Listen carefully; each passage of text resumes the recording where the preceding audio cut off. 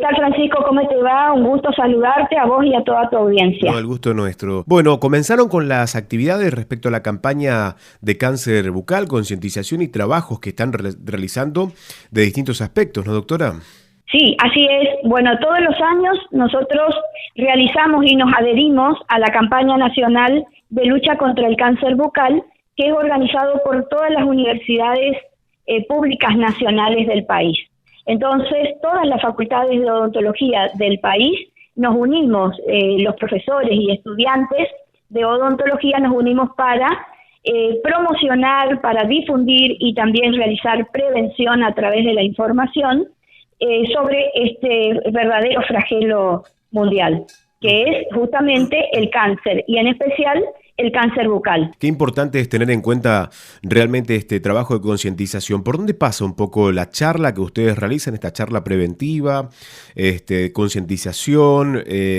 Bueno, ¿cómo se da justamente con la gente? A través de la promoción, es decir, a través de las campañas masivas, utilizando justamente ahora todos los medios con los que contamos, y además también con información sobre esta enfermedad, porque hasta ahora, inclusive, hay gente que nos pregunta, ¿se produce cáncer en boca? Entonces sí, se produce y es muy frecuente. Entonces, y hay un lugar específico que es la lengua justamente, por eso el lema nuestro es sacarle la lengua al cáncer, y hoy en día también a través de los momentos tan críticos que estamos atravesando, también tenemos otro lema que es, en tiempos de pandemia, examina tu boca en casa. Entonces, lo que hacemos es difundir el autoexamen bucal, es decir, examinarnos nosotros mismos la cavidad bucal y poder detectar de alguna manera algunas alteraciones que se producen en la boca, y esto nos lleva a que podamos acudir inmediatamente al odontólogo sin pérdida de tiempo. Claro. ¿Para qué? Para que poder detectar rápidamente o tempranamente esta enfermedad. ¿Cómo nos damos cuenta, doctora? ¿Nos miramos al espejo? ¿Nos sacamos la lengua? ¿Cómo nos damos Exactamente. cuenta? Bueno, el autoexamen bucal se hace con un espejo de mano con aumento, que es el que utilizamos siempre las mujeres, ¿no es cierto?, para mirarnos, para maquillarnos, etcétera. Bueno, ese es el espejo que nosotros tenemos que utilizar. Y el paciente puede mirarse todos los días en el espejo. ¿Y qué puede detectar? Generalmente no solamente hay que mirar los dientes, que son los tejidos duros de la cavidad bucal, sino también los tejidos blandos. La gente se olvida que también en la boca, conformando las paredes de la boca, tenemos tejidos blandos. Y es ahí donde hay que prestar mucha atención. ¿Qué podemos encontrar? Lesiones blancas, lesiones rojas, o sea, cambios de color en la mucosa bucal. O por ejemplo, una llaga. Muchas veces tenemos llagas, pero esas llagas tienen una particularidad: no curan en el tiempo esperado.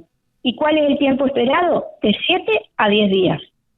O por ejemplo, otra forma también es cuando hay movilidad de los dientes sin una causa aparente, es decir, sin una retracción gingival o una enfermedad gingival, que son las encías, ¿no es cierto? Claro. O bien un agrandamiento localizado de tejidos que forma como una protuberancia, es decir, una saliencia en la cavidad bucal, y que inclusive puede crear asimetrías faciales, que es lo que se conoce con el nombre de deformación de la cara. ¿Y qué provoca esto, por ejemplo, doctora? Esto provoca, tiene muchos factores, te digo más, alteraciones en la movilidad de la lengua también es otro, o dolor o dificultad al tragar, por ejemplo, las afonías o la tos persistente, o también la pérdida injustificada y progresiva de peso. Estos son todos los datos que a nosotros, las características clínicas que a nosotros nos pueden dar el alerta, ¿no es cierto? O sea, hay que concurrir al odontólogo. Ahora, ¿cuáles son, lo que vos me estás preguntando, qué es lo que provoca? Son los llamados factores de riesgo. Y dentro de estos factores de riesgo está el consumo del tabaco, que generalmente a veces se ve potenciado por el consumo de alcohol, las exposiciones solares frecuentes. Por ejemplo, en nuestra zona es muy frecuente el cáncer en el labio. ¿Por qué? Porque la mayoría de las personas, por el clima, ¿no es cierto?, se expone, y se expone en horas no correctas. Ahí sobre todo son exposiciones prolongadas y frecuentes. Entonces esto puede llevar a las quemaduras. Y si esto persiste, esto también es un factor de riesgo. Fíjate que una dieta no equilibrada y rica en grasas contribuye también como factor predisponente. Mire usted. También el factor genético, es decir, si en tu familia, por ejemplo, directa, hubo antecedentes de esta enfermedad, inmediatamente lo que hay que hacer son los controles periódicos y los estudios necesarios para que vos tengas un control permanente sobre esta enfermedad y que ella no se produzca. También por el HPV, que es el rol de los virus, que es muy importante. Pero en la boca, fundamentalmente, hay que tener en cuenta el factor irritativo, el factor traumático, que son, por ejemplo, los bordes filosos de los dientes, por ejemplo, sí, afectados por caries dental. Eso permanentemente la lengua está siendo lastimada por la fricción que produce y produce heridas en la lengua, que son las úlceras traumáticas. Y eso es premaligno, ¿no es cierto? Está considerada como premaligna. Y también, por ejemplo, las fracturas dentarias. Las obturaciones cuando desbordan, por ejemplo, cuando te hacen una obturación que es alta, eso hay que decirle al odontólogo que regularice, o bien las prótesis mal adaptadas. Estas provocan heridas en forma permanente y esto se vuelve crónico. Entonces, estas heridas que no curan en el tiempo esperado son, sumado a la mala higiene bucal, son las que actúan como factores de riesgo en el cáncer bucal. Claro.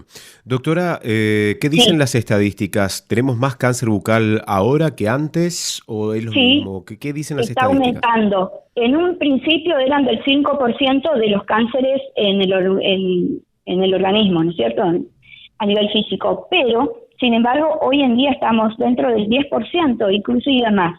Entonces, esto va aumentando cada vez más.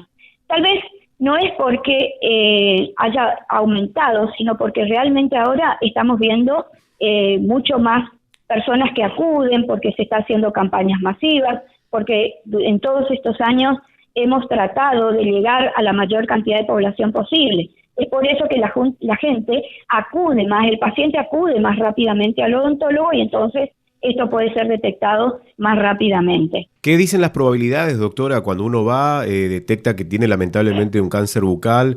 ¿Es curable? ¿Es tratable? ¿Qué dicen las estadísticas respecto a ello? Totalmente, es tratable y sobre todo en épocas muy tempranas, porque lo que tenemos que recordar es que la cavidad bucal es una zona sumamente pequeña.